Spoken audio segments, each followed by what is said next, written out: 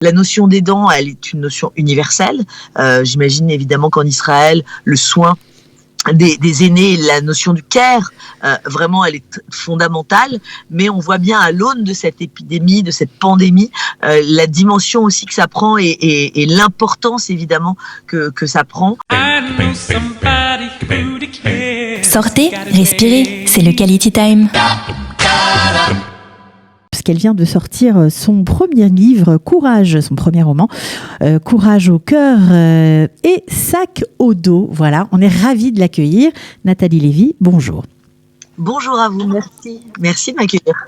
Voilà, on est ravis parce que c'est vrai qu'en plein de pandémie de Covid-19, vous abordez dans ce livre un sujet qui nous touche tous forcément parce qu'on a tous été confrontés au sort, ou en tout cas au bien-être de nos aînés. Et vous portez dans ce livre un sujet important, c'est le sujet des aidants.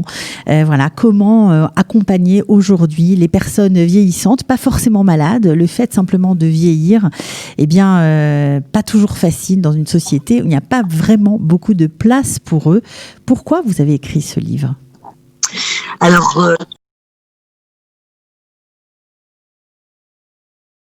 et l'essai sociétal, c'est-à-dire que au départ, ma mission première, mon objectif premier quand je me mets à écrire, c'est de laisser une empreinte pérenne de ce qu'est la relation que j'ai avec ma grand-mère de 98 ans, Rosine, qui aura 99 ans en janvier.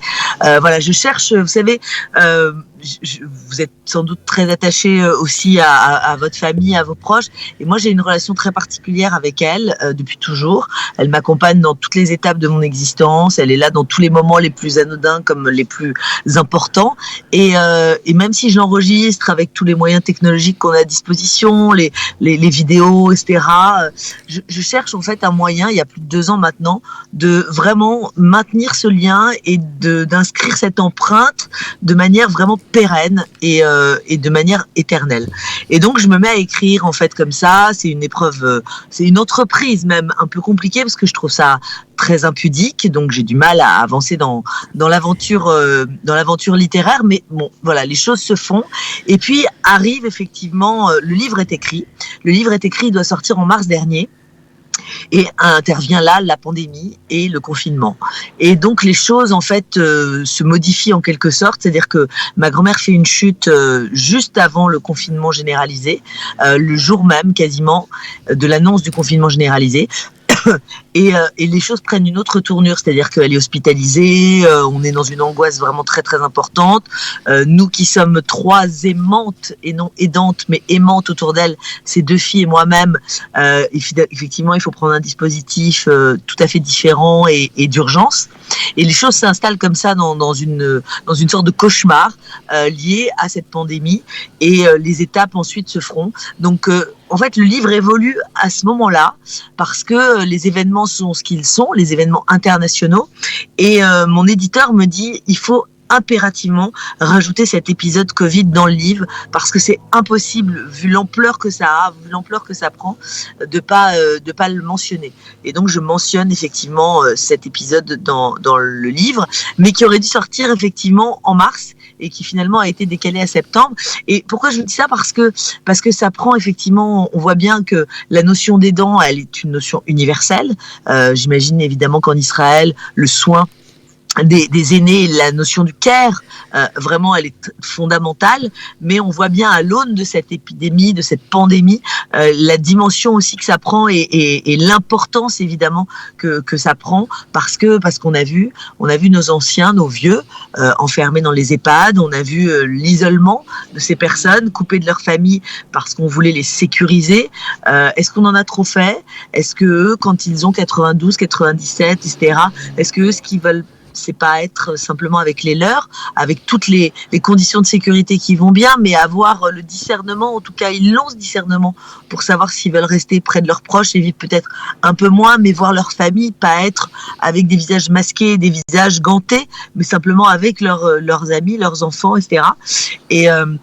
Et voilà pourquoi en fait la notion d'aidant est aussi très importante, parce qu'on a eu évidemment recours à des personnes extérieures qui sont venues nous prêter main forte, et sans elles on n'en serait pas là. Alors c'est ça qui est vraiment très touchant dans votre livre, c'est que vous vous livrez quand même sans phare. Vous racontez que le matin vous êtes avec votre grand-mère, le soir vous êtes à Europe 1, et vous racontez aussi ce dilemme, ce stress, non seulement le stress d'un nouveau job, mais aussi le stress de vous occuper de votre mamie que vous voyez vieillissant, que vous avez peur pour elle, etc. Et on comprend que vous n'êtes pas seul dans cette situation. Vous êtes un peu comme un porte-parole de ces 10 millions d'aidants, environ 10 millions, hein, c'est pas le chiffre exact, mais en France, il y en a beaucoup qui sont dans votre situation. Alors oui, vous parliez d'Israël, évidemment, on valorise forcément les personnes âgées, et le rapport à la famille est très très important ici, mais comme en France, les aidants ne sont pas, le statut en tout cas n'est pas forcément valorisé, et ils se retrouvent vraiment souvent seuls. Oui, vous avez raison. C'est vrai que je crois que ça, c'est assez universel, là encore, hein, malheureusement, l'absence et l'invisibilité des aidants, parce que je sais, pour bien connaître Israël, je sais quels soins vous avez effectivement pour les générations qui nous précèdent, et d'ailleurs on le voit beaucoup, enfin moi j'ai cette image à Tel Aviv notamment de ces anciens qui sont là, très présents dans la vie quotidienne, sur les terrasses, etc., qui font partie intégrante de la société, qui ont leur mot à dire, et moi j'avais trouvé ça vraiment formidable.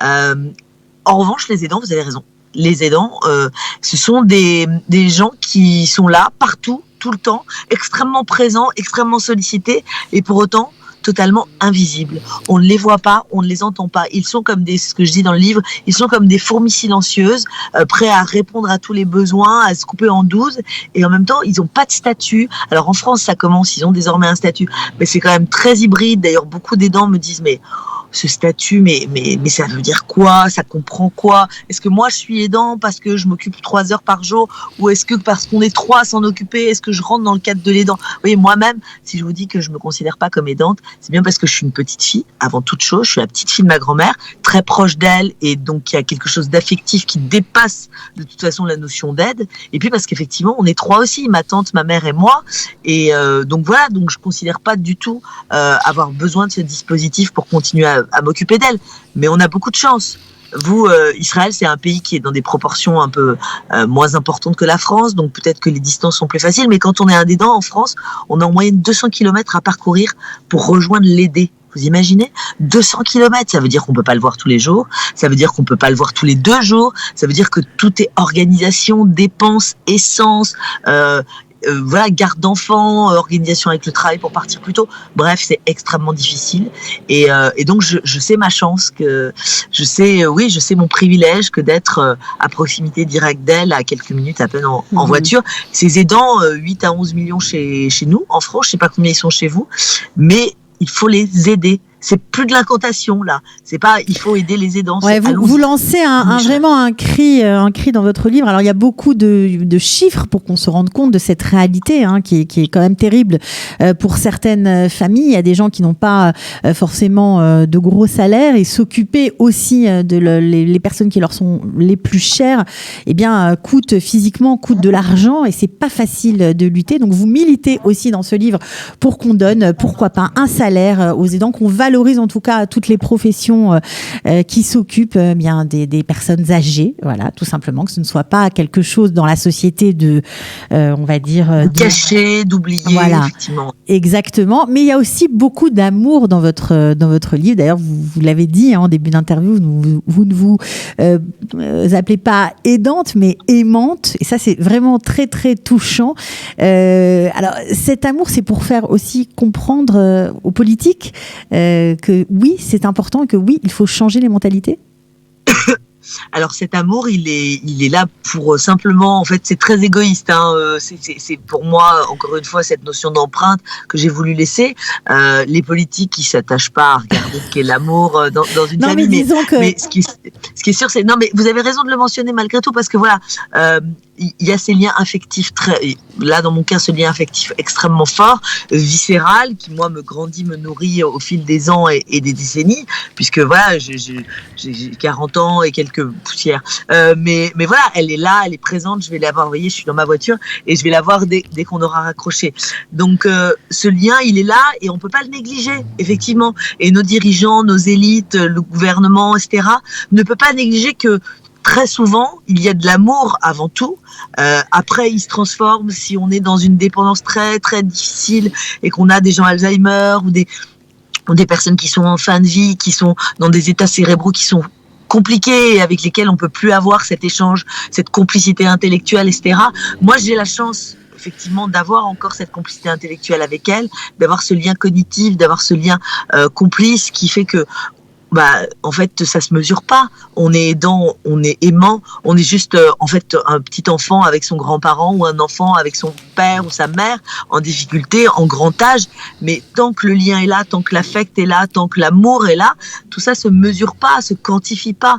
Et donc voilà, on peut pas imaginer, en fait, se dire, voilà, il faut des quotas, il faut comptabiliser, il faut des chiffres, etc.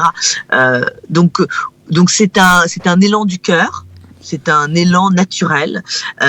Pour autant, nous, on a encore une fois cette grande facilité à la voir au quotidien.